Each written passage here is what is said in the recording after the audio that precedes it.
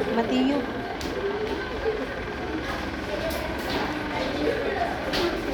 Tumayo ng matuwid. Tumayo ng matuwid.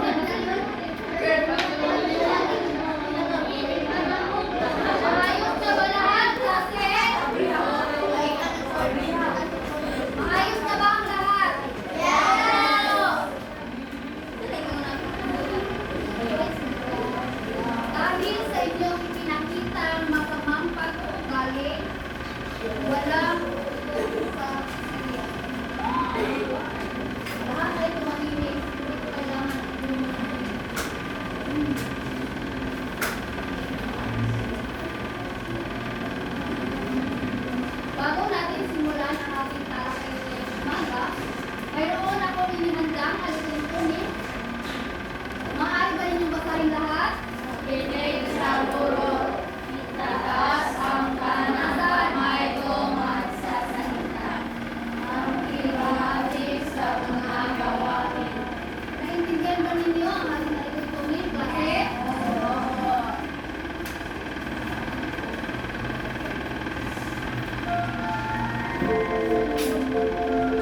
Ngayon, may inihanda akong video sa inyo na may kinalaman sa ating talakayan ngayon. Maaari ba ninyong kunin ang inyong kwaderno at pluma?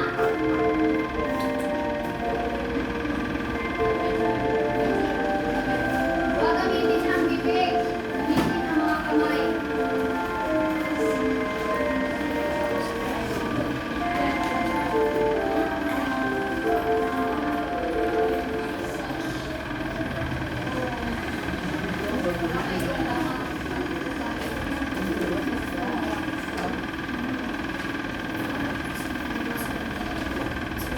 Warning clear. Nakuha na ba ang mga kwaderno, klase? Maaari na kayong umupo ng tahimik.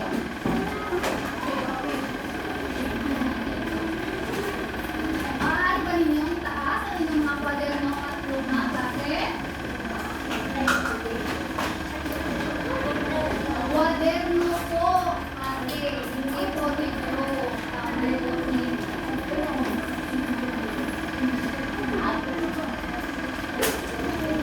Handa na ba ang lahat? Handa na ba ang lahat, klase? Oo! Ngayon, iba ba? Bago ko simulan, maaari ba kayong magtala ng mga mahalagang pagkayari na inyong makikita ninyo? Maaari ba kayong magtala o maglista ng mga mahalagang pangyayari na inyong makikita? Oo. Lakasan po! Oo. Lakasan po! Oo. Magsisimula na ba tayo, klase? Oo. Maaari ba kayong magtala?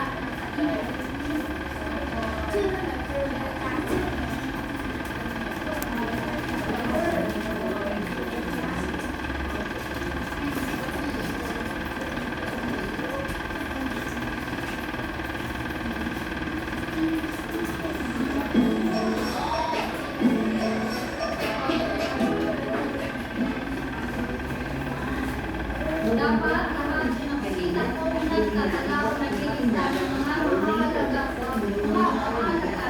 detalye ng bisita. Ang maraming tatalakayan ngayon ay ang mga programang ikinatupad ng iba't ibang administrasyon sa pagtugon sa mga suliranin at hamon pinaharap ng mga Pilipino mula 1946 hanggang 1972. Ang panunungkulan ni Enrique Aquino. Ang ika-anim na Pangulo ng Pilipinas, si Enrique Aquino ay sinilang noong sa ika-anim ng Nobyembre taong 1800 Remote. Ang remote. Natapos na ang kanyang antas sa batas sa Universidad ng Pilipinas noong 1915. Nagsimula ang kanyang misyon na tumulong sa kapwa nang siya ay naging guro sa isang baryo sa Bigan.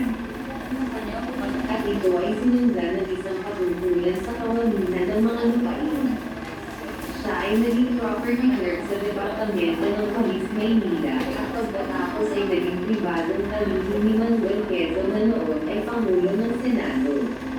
Nagsimula ang kanyang karera sa politika bilang isang halal na kinatawan ng Ilocos Sur noong 1990 at naging senador noong 1925. Siya ay muling inhalal bilang senador noong 1931. Si Quirino ay isa sa mga miyembro ng mga delegado na tumulong sa pagpasa sa Tybans-McDuffie Act na sa huli ay nagbigay daan patungo sa kalayaan ng Pilipinas. Naging bahagi ng konbensyon si Quirino na naghanda ng konstitusyon para sa bagong Philippine Commonwealth. Siya ay pinili ni Pangulong Quezon na maging talino ng pananalapi. Nang maglaon, siya ay naging talino ng panloob sa gobyerno ng Commonwealth. Nang siya ay nahalal bilang vice-presidente ni Rojas, nagtrabaho siya bilang kalihim ng pananalapi at naging kalihim ng ugnayang panlabas. Luigi, Si Carlos, Quirino ay kayo. naging sa bilanggo noong panahon ng pananakop ng Hapon dahil sa kanyang pagtutol sa pananakop. Ang kanyang asawang si Alicia at ang kanilang tatlong anak ay pinatay ng mga sundalong Hapon. Matapos ang digmaan, muli nakuha niya ang kanyang lumang posisyon sa gobyerno. Siya ay inihalal na vice-presidente noong 1946 kasama si Manuel Rojas.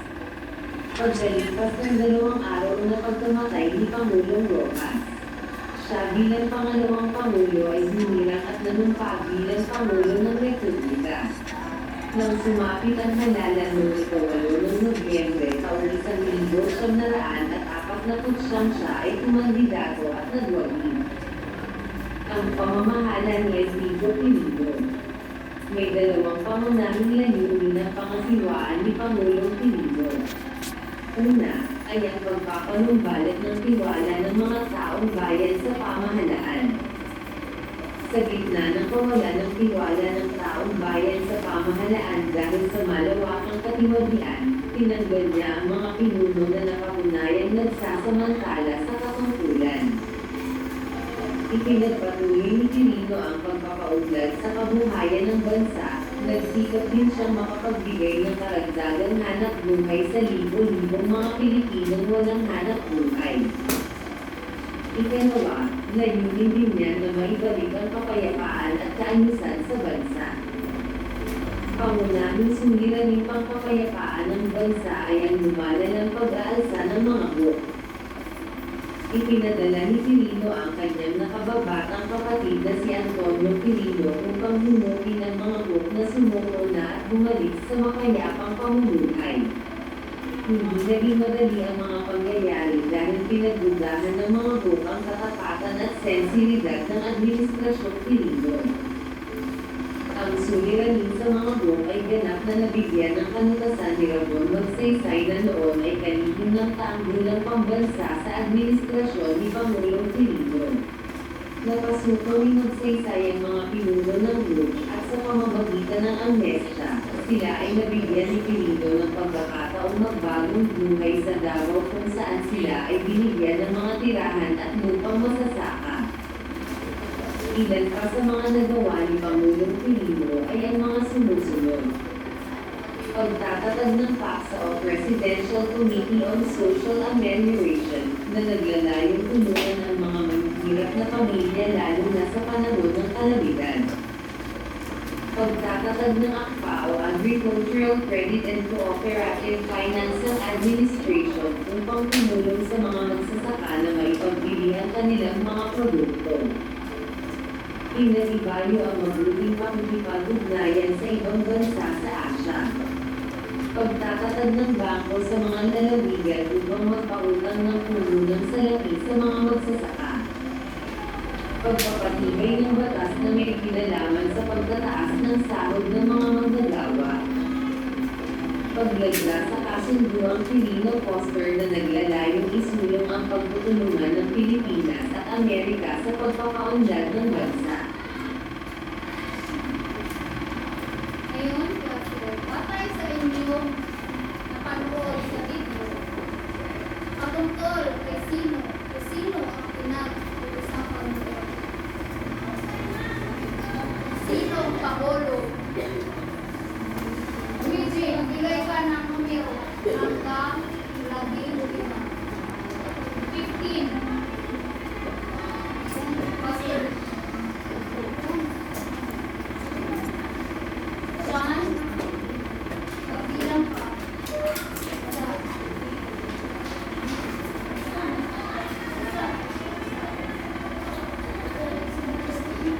Tatlo, apat, lima, anim, ito, 8, 10, 11, 12, 13, 14,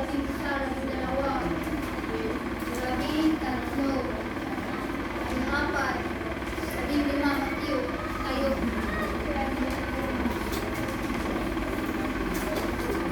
Sinong Pangulo ang pinag-uusapan sa inyo?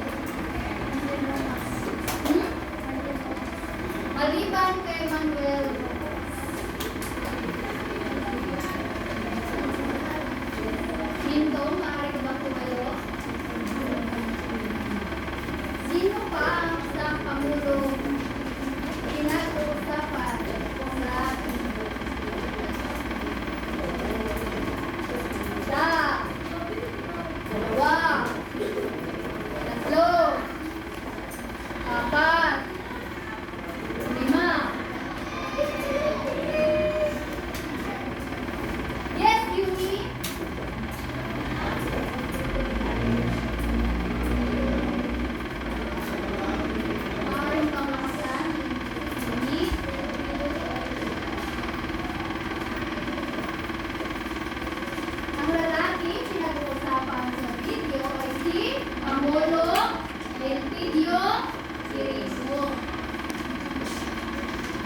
ngayon,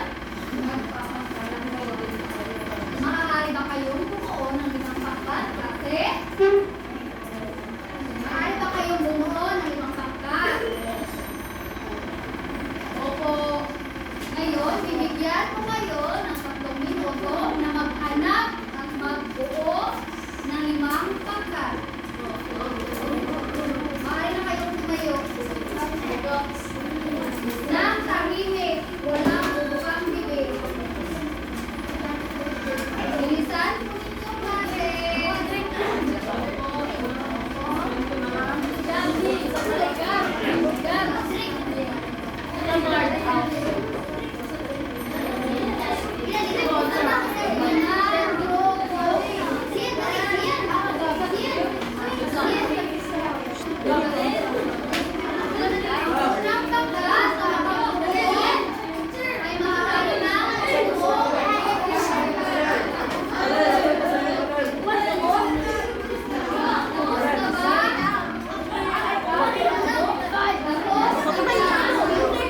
Lima.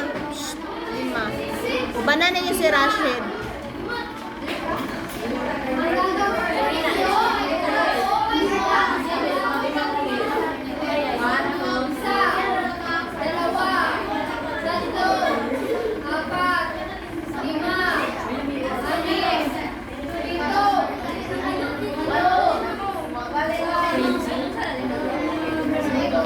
Ate, nay walay walay. Kayo.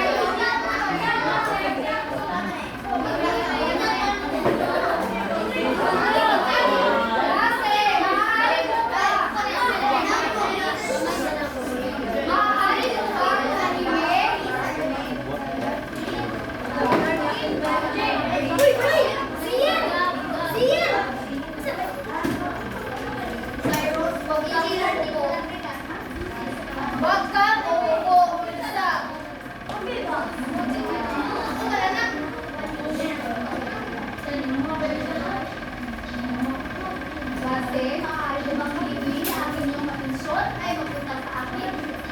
Opo. Ito po ay last warning na. So ano nga ba ang inyong gagawin klase? Bawat pangkat ko ay kailangan. Bawat pangkat ko ay kailangan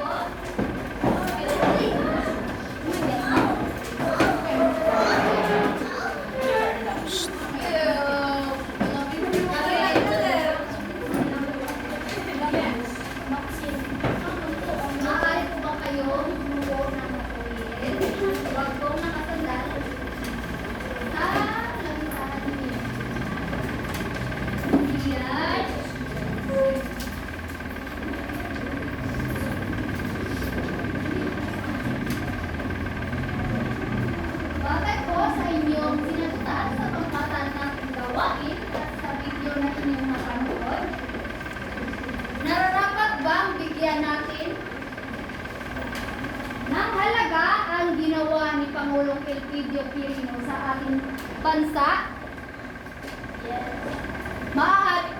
Maaari po ninyo itaas sa inyong kamay kung nais ninyo sagutin ang aking katanungan. O kung walang sasagot, ay magtatawag ako. Nararapat bang bigyan ng halaga ang ginawa ni Pangulong Elpidio Quirino sa ating bansa? Gigli? Maaari ka bang tumayo? Bakit? Maaari bang magsalita ka ng Tagalog, Pilipino? Dahil ang kanyang ginagawa ay nakatulong sa atin. Magaling, maaari bang bigyan natin si Manabiling Kitri ng 5 palakpak? Gusto ko pa. Stop. Sagot. Sino gusto sumagot?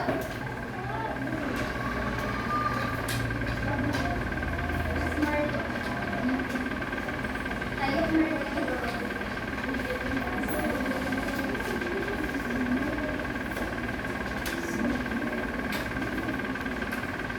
Si Marco.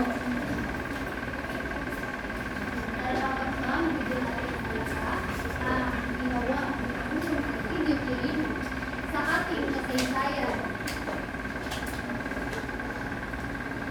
Bakit? Saan po ang boses? Hindi ko na marinig. Naririnig niyo ba si Margo? Naririnig niyo po ba si Margo? Talaga po?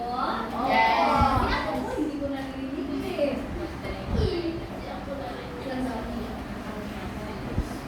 Opo, Margo, pakisagot. Tayo. Nararapat ba ang bigyan natin ng halaga ang ginawa ng Pangulong Elpidio Quirino sa ating kasaysayan? Ginoong Visayas?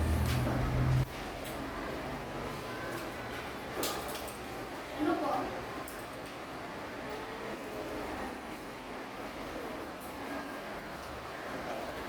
Paulit-ulit akong sasabihin na ayusin po ninyo ang inyong pagkukugali kasi po nakakasakit po sa dugo. Gusto niyo po ba pumalit po sa harapan at ako po ay uulan sa inyong kinakakaluhan? Hindi po Ginoong Cyrus? Ano po ba? Ngayon, klase, mayroon ba kayong ideya kung patungkol saan ang ating aralin ngayong umaga? Kunin niyo po ang inyong mga aklat.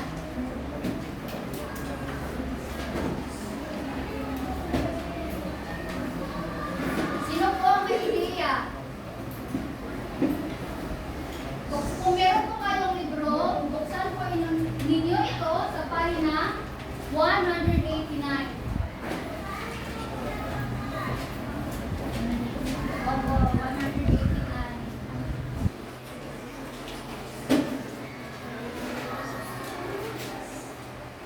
Mayroon po ba nais tumagot? Kung ano ang paksa ng ating aralin ngayon?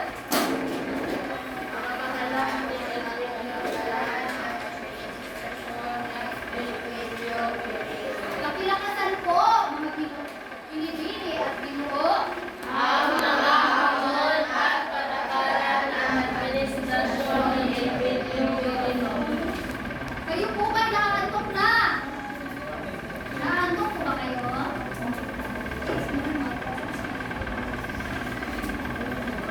Ang ating tatalakayin ngayong umaga ay ang mga hamon at patakaran ng administrasyon ni Elpidio Quirino sa panahong 1948 hanggang 1953. Sino nga ba si Elpidio Quirino? Si Elpidio Quirino, kilala bilang Elpidio Rivera Quirino, ay pinanganak noong Nobyembre 16, 1890